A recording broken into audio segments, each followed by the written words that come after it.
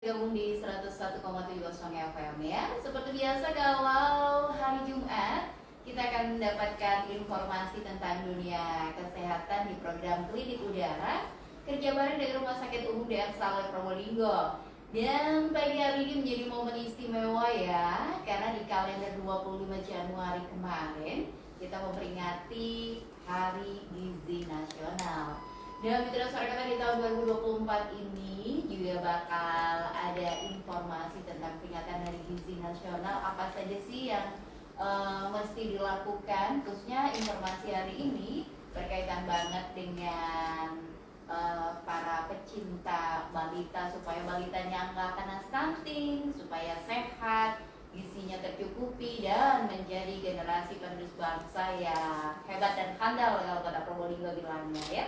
Nah, Mitra Suara Kota untuk pagi ini sudah hadir di studio Suara Kota dengan tema MPASI Kaya Protein Hewani Cegah Stunting. Saya akan langsung ngobrol bersama narasumber kita dari Rumah Sakit Umum DR Saleh Probolinggo yang berkaitan dengan materi yang dibahas pada pagi hari ini. Sudah hadir ada Ibu Erna Susiati STP. Selamat pagi Bu Erna. Selamat pagi. Ya, kemudian juga ada Bu Rizka Lia Nurjana SS. Selamat pagi Bu Rizka. Saya panggil Bu Rizka? Iya. Oke. Ya, ini kelihatan banget kalau orang-orang dari bagian gizi ya, sehat-sehat gitu ya. Benar-benar sesuai dengan gizi yang dibutuhkan nih. Nah, pagi ini mungkin akan diawali terlebih dahulu Bu. Kita tahu memperingati Hari Gizi Nasional tanggal 25 Januari kemarin ya. Kenapa mengambil materi tentang kaitannya sama mencegah stunting nih Bu? Ini bisa disampaikan terlebih dahulu, silakan. Terima kasih Bu. Assalamualaikum warahmatullahi wabarakatuh. Waalaikumsalam. Kami dari Ahli Gizi SSP Dr. Muhammad Saleh mau menyampaikan masalah mungkin Pak MPASI. Sekarang kan tanggal 25 kemarin kebetulan pas Hari Gizi. Jadi saya ucapkan selamat Hari Gizi Nasional yang ke-64 dengan tema MPASI Kaya Protein Hewani Cegah Stunting. Di sini kita akan bahas masalah MPASI Kaya Protein Hewani Cegah Stunting. Apa itu stunting? Stunting adalah masalah yang kurang gizi yang disebabkan kurangnya asupan gizi dalam waktu yang cukup lama, sehingga mengakibatkan gangguan pertumbuhan pada anak yang hingga badan lebih pendek dari standar usia. Ya, ini masih ditemukan ya Bu di kota Probolinggo ya berkaitan dengan stunting ini. Ternyata penyebabnya dari awal mungkin harus dilakukan antisipasi ya Bu ya. Sebenarnya mencegah dulu dari mulai remaja. Oh, dari remaja sebelum menikah maksudnya? Ya. Untuk ibunya ya. Karena calon ibunya menghasilkan generasi yang ya. supaya tidak stunting. Baik, Ibu mau sampaikan apa lagi nih? Kalau kita tahu bahwa ternyata tadi sih sempat menyebut stunting itu apa ya, dan ini memang masyarakat udah nggak asing di telinga, cuma nggak tahu harus bagaimana supaya stunting ini benar-benar bisa dicegah sebelum memiliki seorang bayi gitu ya, atau memiliki anak. Baik, Ibu mungkin akan sampaikan kalau yang dari remaja gimana Ibu modelnya? Apa yang harus dilakukan terlebih dahulu? Kalau remaja itu biasanya kita kasih penyuluhan. Jadi sebelum mau menikah nanti jangan nikah dini. Oke, pernikahan dini tuh ngefek ke stunting juga gitu ya Bu. Terus nanti berat badan anak misalnya akhir bulan. Termasuk juga kesiapan dari ibunya ya Bu. Oke, terus kemudian kalau misalkan sudah menikah, ini juga biasanya pas lagi hamil dipantau banget ya, mulai di posyandu juga perkembangan balitanya. Sebenarnya udah bisa diketahui nggak Bu kalau pas lagi hamil, ibu hamil ini kira-kira ini nanti anaknya stunting apa enggak? Nggak bisa juga kan, nanti ada pengukuran lebih lanjut kan. Nanti waktu bayi balita gitu kan, nanti mengukur berat badan, tinggi badan, terus nanti kan kita menghitung status gizinya. Nah di situ baru nanti Ketahuan. Oke, jadi artinya ketika setelah melahirkan supaya nggak stunting ini yang harus dilakukan ya Bu. pencegahannya. Nomor satu apa nih? Kenapa? Nomor satu apa ini? Kan awalnya itu dari ibunya. Nah terus habis ibunya disiapkan, terus nanti waktu hamil. Nah asupan waktu hamil juga harus bagus, yaitu lagi itu tadi tinggi protein protein. Kadang ibu kan ada sih Males makan. Iya, ibunya tidak apa-apa, tapi anaknya nanti kan gitu. Ya, jadi harus diperhatikan karena itu dua orang lah anggapannya gitu ya Bu ya. Bisa bilang waktu hamil, waktu sudah melahirkan, ya itu tadi akan ada tahap makanan nih untuk bayi. Nah itu harus diperhatikan. Nah ini kita yang mau kita bahas nih sekarang tentang MPASI itu. Maka determinasi waktu pas si bayi ini sudah boleh makan. Nah, kita juga jelaskan kapan nih bayi sudah boleh makan. Kan kalau ada nih orang dulu biasanya baru lahir udah dikasih pisang atau apa. Kayaknya udah jarang sekarang, udah nggak musim ya. Iya. Ibu Kalau sekarang biasanya masih ada. Kok rewel kok iya, oh paling luwe kan gitu. bayi luwean kok ya. Luwean kurang paling kurang susu tok kan ngono ya. Betul. Kadang mbak-mbak kayak gitu, wis dikai anu pisang, nek pisang campur nasi diteroki. Iya, fenomena yang lama itu masih ada walaupun sudah sangat jarang ya Bu. Karena kayaknya ibu-ibu sekarang sebelum melahirkan pada saat mereka hamil ini sudah banyak dikasih edukasi ya dari para bidan. Kemudian sekarang itu kan ketika mereka periksa pasti deh bidannya itu cerewet ngasih tahu. Nanti kalau sudah lahir nggak boleh ini ya, harus ASI. Nah, Bu sebenarnya kelebihan kalau kita memberikan ASI itu seperti apa sih? Karena kan kadang kalau ibunya nggak doyan makan, ASInya kan juga nggak berkualitas ya Bu ya? Ya pasti itu. Makanya kan asupan ini kan diperhatikan dua-duanya ya. Asupan si ibu juga asupan si anaknya. Sekarang kalau ibunya tidak makan, ya ASInya jelas kualitasnya jelek. Terus ya bisa tidak keluar. Ya itu makanya ibu-ibu itu harus mikirkan wis ojo mikir awake dhewe. Ya aku tidak mau, tidak popot, tapi anaknya kan gitu. Iya baik. Nanti kalau sudah berarti ASInya full sampai 6 bulan. ASI Sampai ya. 2 tahun. Tapi nanti ada tahapannya itu nanti kan kita menjelaskan untuk tahapannya, untuk jenisnya, jumlahnya bagaimana, fungsinya apa kan gitu. Oke, artinya tadi setelah 6 bulan ASI saja, di atas 6 bulan harus ada tambahan ya Bu ya. Nah ini yang mungkin mau dijelaskan setelah 6 bulan selain ASI apa saja nih yang diberikan kepada si balita Ibu? Ya. Kita jadi dia tahu MPASI itu apa. Jadi MPASI itu adalah makanan pendamping ASI yang diberikan kepada bayi mulai usia 6 bulan untuk memenuhi kebutuhan nutrisi dan energi. Kapan sih MPASI dimulai? Di anak dapat duduk menahan kepala sendiri dengan tegak. Terus menunjukkan keterkaitan terhadap makanan dan mulai mencoba meraih makanan.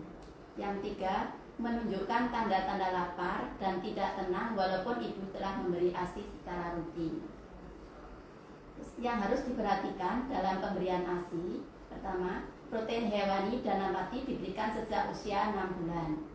Yang dua, telur dan daging diberikan dalam keadaan matang. Yang ketiga, pemberian jus tidak disarankan pada usia sebelum 1 tahun. Yang empat, madu dapat diberikan pada usia 1 tahun. Yang kelima, hindari pemberian makanan dengan kadar lemak tinggi, pemanis, dan penyedap rasa. Yang keenam, minyak, ketiga, atau santan dapat diberikan sebagai penambahan kalori.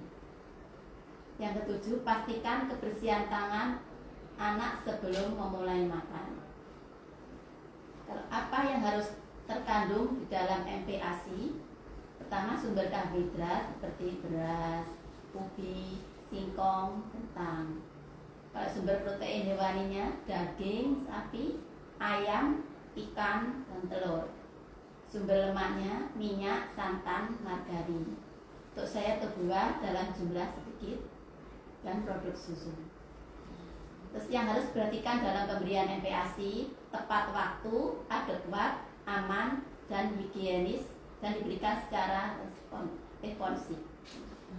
Untuk usia, tekstur, frekuensi, dan jumlah MPASI, untuk dijelaskan sama Saya mau menambahkan ya, jadi saya mau menjelaskan tentang tekstur, frekuensi, dan jumlah ASI. Kan tadi sudah kita bicarakan, ada tahapannya nih. Nah nanti itu tadi teksturnya nanti bertahap, pemberian pemberiannya jumlahnya juga bertahap, Iya. jumlahnya yaitu tadi kan bertahap ya. Di sini ada usia, nah jadi sekarang itu ada pengetahuan baru nih. Anak itu nggak harus 6 bulan sudah baru boleh makan. Sekarang itu tadi kalau sudah bisa duduk tegak atau leher sudah kuat nih sudah tidak apa-apa, dikasih makan itu tidak apa-apa. Terus juga misalkan nih ya si anak ini sudah tahu makanan gitu loh. Kayak yang pengen nih makan. Biasanya kalau ada yang pegang makanan itu tangannya ini ya. Itu sudah apa yaitu asalkan leher itu tadi sudah tegak bisa untuk. Kenapa sih Bu kalau harus lehernya nunggu tegak? Kan kalau enggak kan kita makan kan harus duduk kan gitu Betul, ya. supaya bisa ini ya Makanya kalau anak kan makan kan harus dalam posisi tegak tuh. Nah itu biar takutnya nanti sedang kayak gitu. Boleh saya jelaskan ya tekstur itu tadi. Untuk usia 6 sampai 8 bulan itu teksturnya masih halus di blender, bubur halus itulah, tapi bertahap mungkin dari encer, terus nanti bisa dapat 1 bulan lebih kental kayak gitu ya. Terus nanti untuk usia 9 sampai 11 bulan itu mulai agak kasar, kayak cincangan kayak gitu. Kayak bubur itu bubur kasar itu sudah tidak apa-apa. Terus nanti bertahap lagi usia 1 tahun sampai ya sudah ke atas ya makanan biasa yang kita makan untuk keluarga itu sama gitu ya. Untuk pemberian asinya tetap anak itu tetap, tapi diusahakan kalau masih 6 bulan ya asi masih diutamakan. Nanti kalau sudah usia di atas 8 bulan kalau bisa makan dulu. Nah, kalau misalkan nanti jadi asinya tuh selingan. Iya, kadang-kadang kan udah kenyang ya kalau udah kasih. Takutnya nanti itu kalau dikasih asi dulu atau support dulu dia kenyang nggak mau makan. Kayak gitu, jadi diutamakan makanan pokoknya baru nanti kita selingan pakai asi kayak gitu.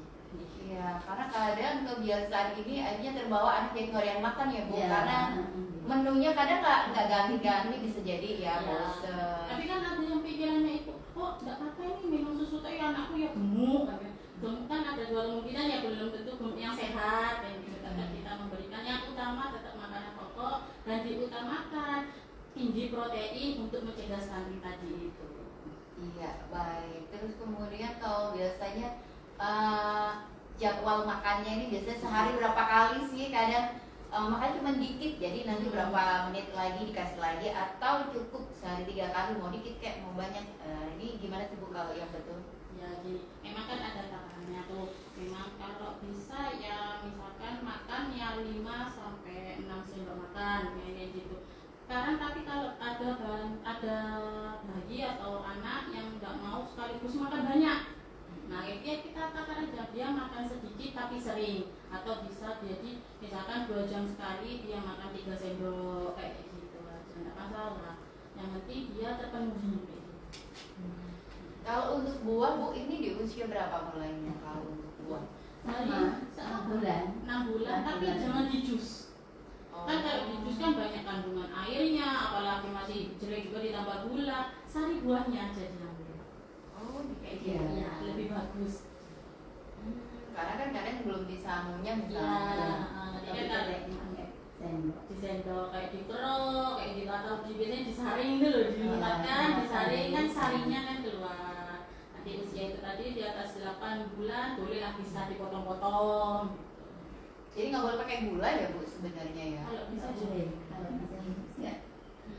Ini salah kaprah juga ya, kadang-kadang kan sudah langsung kasih jus gitu Ya, ya. jus atau kadang dia dikasih teh, kan biasa bayi yang dikasih teh ya jangan. Iya, belum waktunya. Belum waktu. Kalau udah 1 tahun boleh. Kalau 1 tahun udah gede kayaknya. Mas ya. Iya. Kayaknya udah kayak orang dewasa. ya, Makanya soalnya ada di rumah sakit itu ada masih usia berapa gitu sudah nggak lagi manis. Karena setiap hari penggunaan bulannya ya es krim, susu gitu. Nah itu ya tidak apa-apa masih, tapi kan ada takarannya. Jangan 1 hari 4 kali kayak gitu, 1 hari 2 hari 1 kali, 3 hari sekali. Kadang keliru juga ya, kadang sulfur juga dikasih gula ya Bu ya. Kasihan nggak manis, nggak ada rasanya gitu. Padahal itu tambah salah. Iya, sebenarnya kan itu kan akhirnya bayi lo nggak tahu sebenarnya kan rasanya kan terbiasa ya karena Belum saya terasa. dicoba nih, saya pernah dicoba kayak gini ini kan keterusan kan, Iya, kok nggak jadi enak pengen. nggak kayak Iya. kemarin kan gitu. Iya ya, jadi mereka ini dari kebiasaan ya Bu, Iya. sebenarnya ya. Terus kemudian biasanya nih kita tahu bahwa anak-anak itu kalau sudah di atas 1 tahun kadang susah makan Bu. Nah, ini sebenarnya penyebabnya apa sih? Kadang-kadang itu juga yang bikin jadi kurang gizi kayaknya ya. Padahal emaknya kemana-mana hanya mau ngasih makan tapi anaknya nggak mau. Nah ini mungkin apakah karena kesalahan di awal itu tadi bisa, ya? bisa juga karena kan bisa karena makan manis atau kadang-kadang ada anak kecil lagi yang bawa pupuk apa dikasih gitu ya, itu kan lemak tinggi, jadi kan dia merasa kayak sudah apa kenyang, jadi akhirnya dia nggak mau makan. Rasanya juga enak gurih, kadang kalau nasi apa kan rasanya biasa, jadi begitu kan nggak mau mintanya yang Iya, gurih, betul. yang manis kayak gitu. Terus sama itu, jangan dibiasakan anak makan sambil lihat HP atau main. Semakin kan Nah, akhirnya, susahnya. nah, kayak dari kecil kan biasanya pupuk rewel aja dikasih HP. Iya. Kayaknya sampai besar ya kayak gitu. Akhirnya kan nggak fokus ke makannya, fokus ke HP, fokus ke mainnya. Diusahakan Iya, dia betul. waktu makan ya benar-benar makan. Kayak gitu. Dari kecil sudah dibiasakan seperti itu. Iya, kebiasaan ini dari umur 1 tahun gitu ya Bu ya? Iya. Kalau untuk misalnya makan, waktunya makan. Makan sudah, wes pojoknya nggak HP, jangan sama lari-lari main, pegang mainan atau ya makan kayak gitu. Karena kebiasaan yang salah di awal Iya. ya. Jadinya kebawa terus sih, makanya sampai usia 2-3 tahun jadi Tetap kayak gitu ya. nggak ada yang makan ya Bu ya.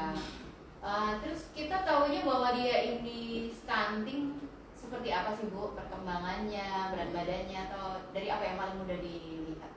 Yaitu kan rutin ke posyandu ya, kan Mhm. ada di sekarang kan posyandu banyak di Iya, wilayah-wilayah. betul. Nah itu kan ada buku KIA, nah di situ kan ada grafik. Nah nanti itu kan di grafik itu yang menentukan ada apa tuh garis merah ya, ada di bawah garis merah. Nanti kan di situ pihak kesehatan di posyandu itu kan menghitungkan. Nah, biasanya nanti kan ada ya dikasih tahu ibu ini nanti biasanya nanti akhirnya dulu ke puskesmas, jadi rujuk ke puskesmas. Nah nanti itu yang pengobatan secara rutin di situ, Oke. pemberian PMT atau apa kayak gitu. Kita juga sering dengar nih Bu, kalau misalkan biasanya sih untuk anak-anak yang udah ngerti ya, yang ngerti ke makanan, itu sering sosialisasi edukasinya di posyandu itu pun juga isi piringku. Isi piringnya apa aja? Ya. Jadi isi piring kita ini ada itu sama karbohidrat, ada protein, juga ada lemak, gitu ya. Jadi ada bagi 4 ya. Jadi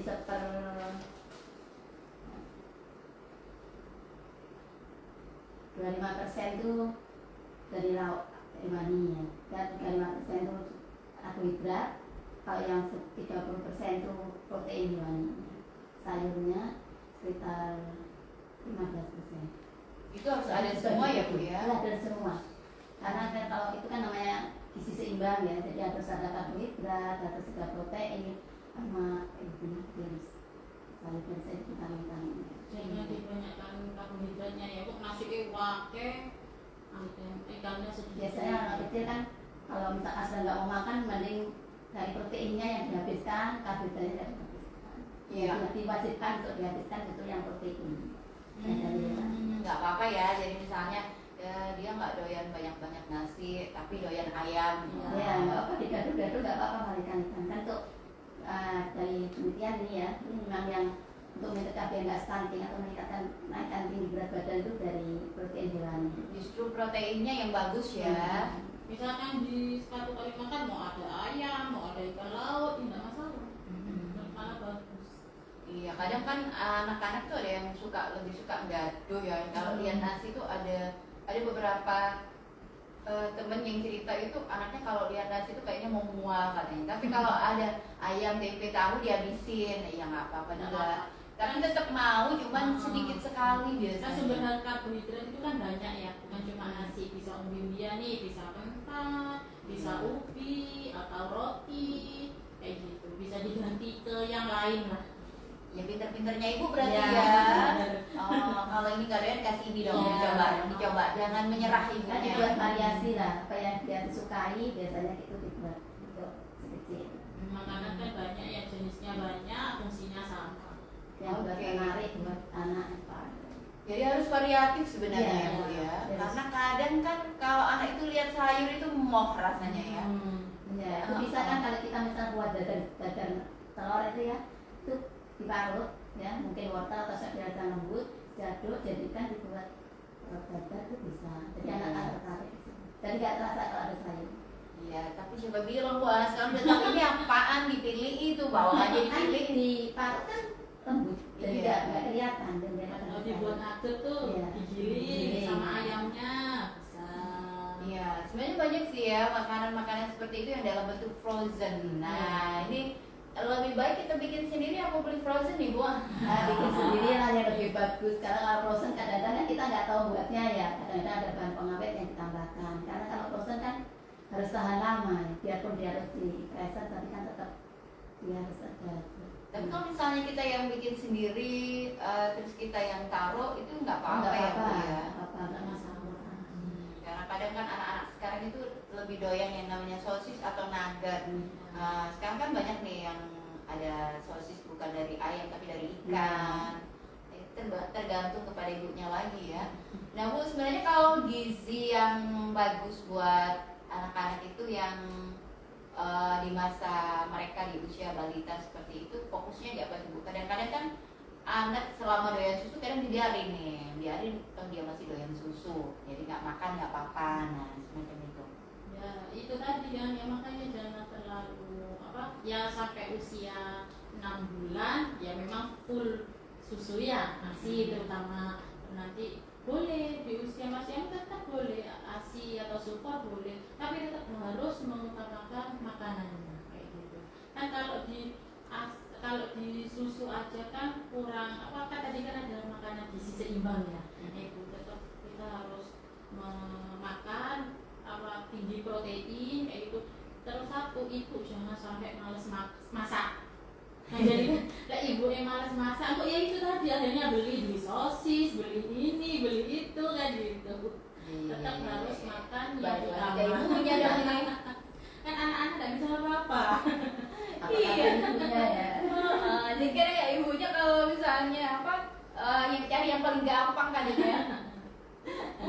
Oke, baik Mitra sekarang tadi sudah 30 menit, kita break dulu sesaat, nanti kita tambahkan lagi gimana sih supaya bikin anak-anak kita semakin sehat, nggak stunting, apa yang harus dipenuhi, karena ini membuat mereka menjadi anak-anak yang cerdas ya Bu ya, kalau terpenuhi secara gizi seimbang itu tadi.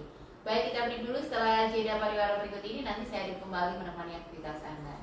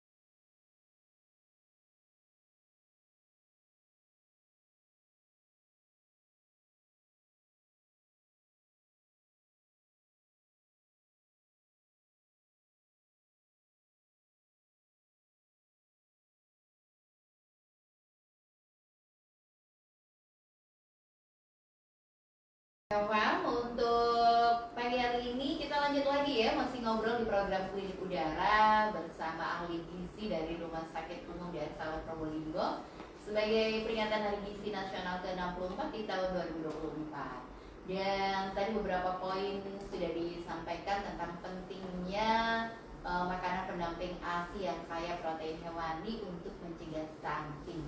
Dari Bu Erna Susiati dan Bu Rizka Lian Nurjana juga masih menemani kita di pagi setengah siang ini ya. Dan mudah-mudahan ini informasi yang disampaikan juga benar-benar bisa merubah mindset para ibu-ibu yang ada di rumah atau di mana saja yang lagi menyimak Suara Kota pada siang hari ini. Ini masih pagi ya, pagi setengah siang. Lanjut lagi nih Bu Erna, kalau tadi sempat dikatakan bahwa penekanannya pada kaya protein hewani. Mungkin beberapa contoh protein hewani ini yang paling mudah didapetin apa sih Bu? Yang mudah diolah juga. Karena tadi sempat dibilang sama Mbak Rizka, pinter-pinternya si ibu nih ngolah makanannya supaya menarik. Nah, biasanya dibikin kayak apa supaya anak tertarik untuk makan, tapi nggak sadar kalau dia lagi makan sayur, kadang kan kayak gitu ya. Oke, silakan mungkin bisa ditambah Ibu. Kalau untuk yang protein tinggi itu ya yang di sini banyak nih, kan lokal kita laut ya, jadi ikan laut itu ikan laut yang banyak. Ya nggak apa-apa. Ikan laut banyak, terus jadi nggak terlalu mahal juga ya Bu. Ya, ikan lautnya juga masih terjangkau. Terjangkau untuk masyarakat di sini. Dan juga protein dari ikan itu kan omega-3-nya juga tinggi, jadi untuk perkembangan otak juga bagus. Biar cerdas anaknya gitu ya. Tapi bukan ikan asin ya Bu ya? Ikan asin, ikan asin garamnya itu yang Nggak kuat juga kalau yang makan asin. alam. Jadi ikan segar diolah ya. juga ikan-ikan itu kan harus ikan murni. Jadi kalau anaknya nggak mau bisa dibuat nugget, atau dibuat bakso kan bisa. Jadi bermacam-macam olahan variasi yang anaknya tertarik itu apa. Jadi ikan-ikan segar itu sebenarnya bagus banget ya Bu ya. Bagus dari ikan. Lebih murah juga harganya. 25 gram ikan itu dengan daging 50 itu hampir sama nih gizinya.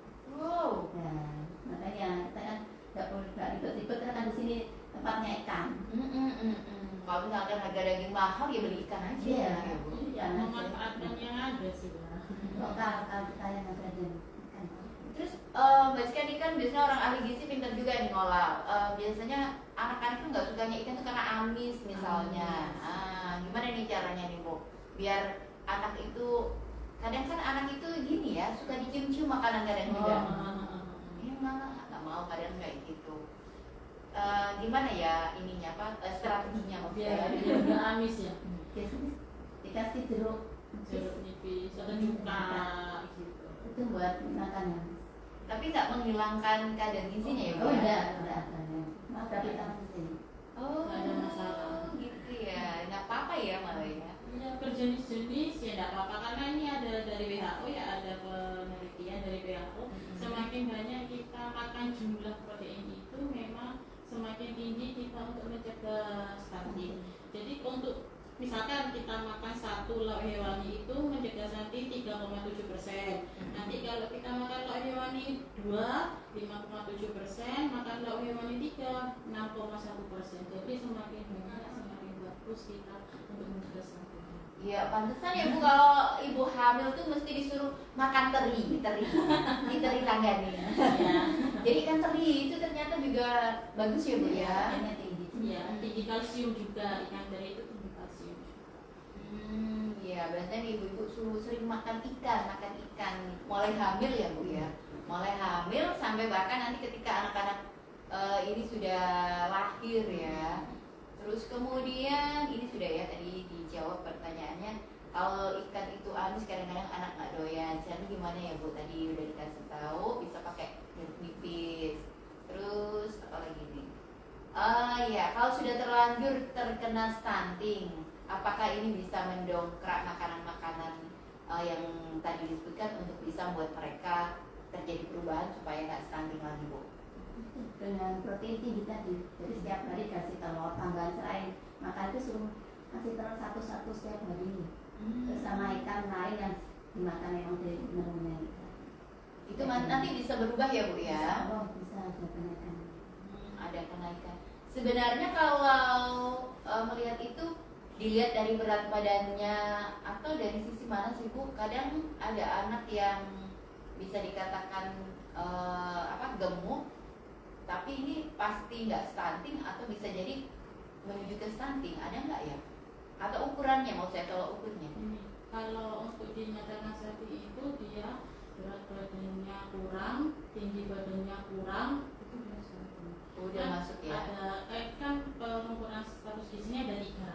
Ada berat badan per tinggi badan, ada berat badan per umur, ada tinggi badan per umur. Nah, jadi kalau ini semua jelek, berarti dia stunting. Iya. Artinya kalau anak sering sakit juga ya Bu, kan ini pengaruh juga ke pertumbuhan ya. Jadinya kan nggak bisa terpenuhi gizinya juga gara-gara sering sakit. Dan dia harus makan kalau pas sakit. Iya ya, betul-betul ini ada sambungannya ya. Jadi anak-anak yang gokok itu bisa jadi karena nggak doyan makan juga Iya, ya Bu? karena stunting itu bukan penyakit genetik ya. Stunting itu penyakit karena dia kekurangan nutrisi.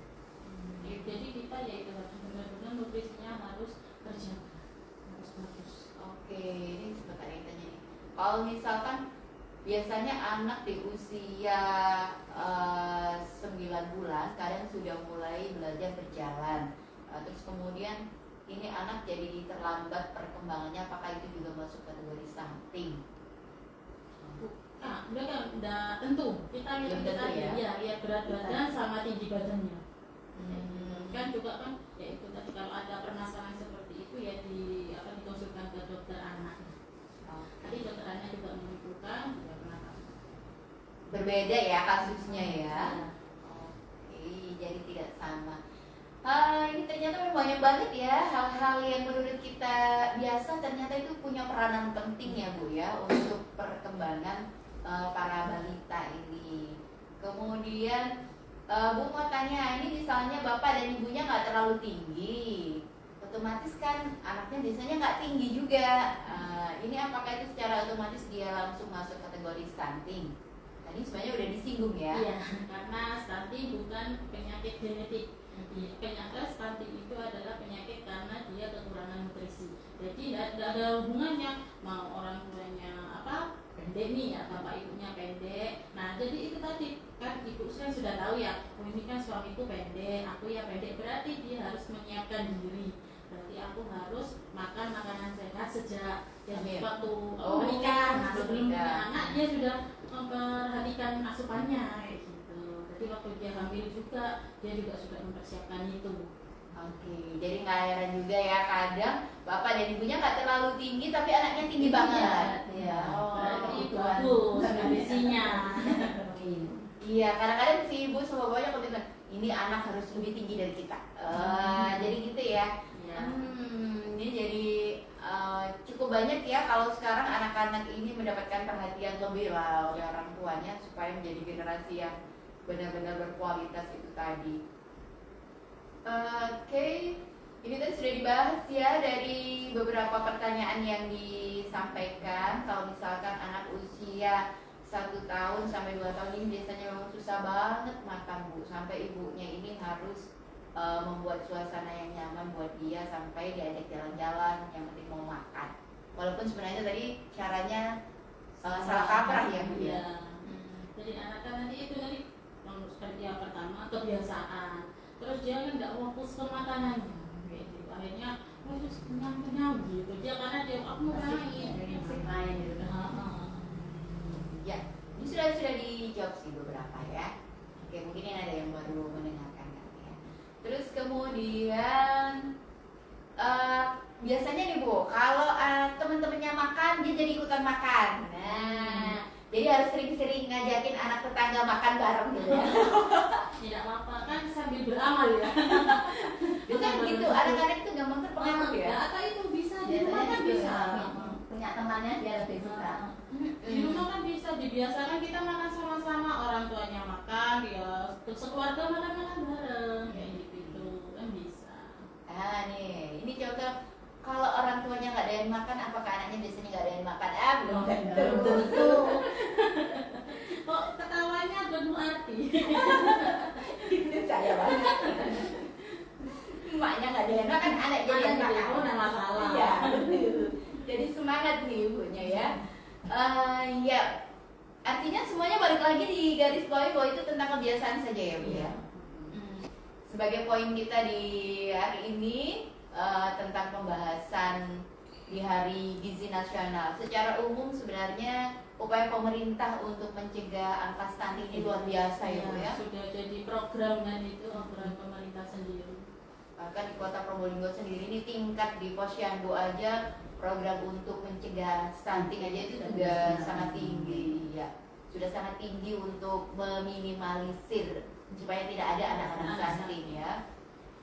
Kemudian tingkat kepedulian dari para kader posyandu patut diapresiasi. Ya betul. Biasanya kalau yang nggak datang posyandu diparani gitu ya, dikasih apa MPASI ya Bu ya. PMT ya. PMT urusan yang begitu-begitu mah kader luar biasa deh pokoknya. Terus apa lagi nih? Iya Bu, kalau untuk yang dalam bentuk instan, apakah itu tetap boleh diberikan? Jadi misalnya kayak bubur instan, kemudian Mie instan gitu ya. aduh, kalau yang ini, Tapi ada batasnya. Kayak gitu. Jangan setiap hari dikasih, jangan 1 hari sampai 3 kali atau 4 kali, ya jangan. Ya boleh seminggu 2 kali lah kalau enggak. Masih tidak apa-apa. jangan terlalu sering ya Bu? Ya, jangan terlalu sering, ada batasnya. Ya, lebih bagus kan kita buat sendiri. Soalnya kalau pas kita bepergian kadang-kadang kan Saat tertentu aja. kadang-kadang itu yang Oke, baik. Ya ini kayaknya udah saya udah dibacain ya, sudah. Nah Bu, kalau kita balik lagi tentang MPASI, kalau dari ahli gizi sendiri menilai dari makanan pendamping ASI tadi sudah menjadi poin utama adalah protein hewani ya. Tapi tahu tempe ini juga makanan favorit kita ya, iyalah. bukan protein hewan, tapi tetap ada. Dan itu nggak apa-apa, bagus juga ya Bu ya. Bagus semua. Di isi piring itu kan 30%-nya kan lauk tuh, yaitu setengah-setengah lauk nabati ya sama lauk protein juga. Karena saya favoritnya sayur kela Bu, nggak apa-apa. Kela tuh bagus juga itu. Nggak apa-apa, tapi kalau bisa bervariasi.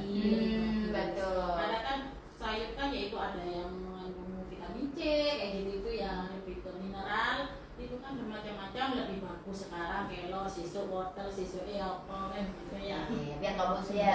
ya. Jadi ya itu tadi anak Karena beda produk, beda bahan, beda kandungannya. Beda kandungan, Beda. beda rasa biasanya Bu. ya rasa. Terus kemudian kalau untuk anak-anak ini sebenarnya boleh nggak sih pakai garam, pakai apa? Kalau penyedap tadi udah dibilangin nggak boleh gitu ya. Kalau bawah 1 tahun kalau bisa garam-garam nggak usah.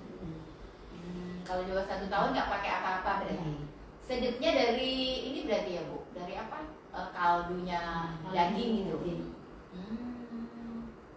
Iya, oke. Ini sudah ya, sudah terjawab semua ini. Kalau dari pembahasan kita hari ini Bu, mungkin sebagai closing di program Klinik Udara berkaitan dengan peringatan Hari Gizi Nasional ke-64 ini, mudah-mudahan nggak ada lagi deh, harapannya nggak ada lagi stunting ya Bu. Terus kemudian mungkin ada pesan penting yang disampaikan kepada pendengar Radio Suara Kota, kepada para ibu-ibu di rumah yang masih memiliki balita ya, atau bahkan calon yang mau menikah ya kan. Oke, silakan Ibu. Ya, saya mau garis besarnya lah ya. Oke. MPASI yang ideal adalah MPASI dengan menu lengkap karena sudah terdiri dari makro dan mikronutrien untuk memenuhi nutrisi bayi dibandingkan dengan MPASI 4 bintang. Terus yang kedua, mengkonsumsi telur 1 butir setiap hari selama 6 bulan menurunkan stunting pada anak usia 6 sampai 9 bulan sebanyak 47%. Kemudian mengkonsumsi lauk hewani 1 mengurangi stunting 3,7%, lauk hewani 2 makan lauk hewani 2 itu mengurangi 5,7%, dan lauk hewani 3 sebesar 6,1%. Serta stunting itu bukan genetik, tapi gangguan yang terjadi karena masalah nutrisi dan faktor lingkungan. genetiknya hanya 26% untuk stunting itu. Jadi intinya untuk mencegah stunting kita harus makan makanan tinggi protein sejak dini gitu ya. Jadi 0 sampai 1000 hari kehidupan anak. Oke, Bu Era mau nambahin sebagai penutup? Sudah? Oke, silakan Bu. Pokoknya untuk usia 4 sampai 6 bulan ya, 6 bulan untuk PSI yang protein tinggi dan gak ada stunting. Jadi untuk PSI usia 6 bulan harus banyak protein tinggi dari hewani. Jadi kayak telur, ikan, kan di sini lokalnya ikan, dari ikan setiap hari, nanti ditambah telur 1 setiap hari. Itu yang biar untuk mencegah terjadinya stunting. Oke, baik. Terima kasih untuk kehadirannya pada pagi hari ini ya di program Dialog Interaktif Klinik Udara, Ibu Erna Susiati dan Ibu Rizka Lian Nurjana, ahli gizi dari Rumah Sakit Umum Daerah Saleh Probolinggo.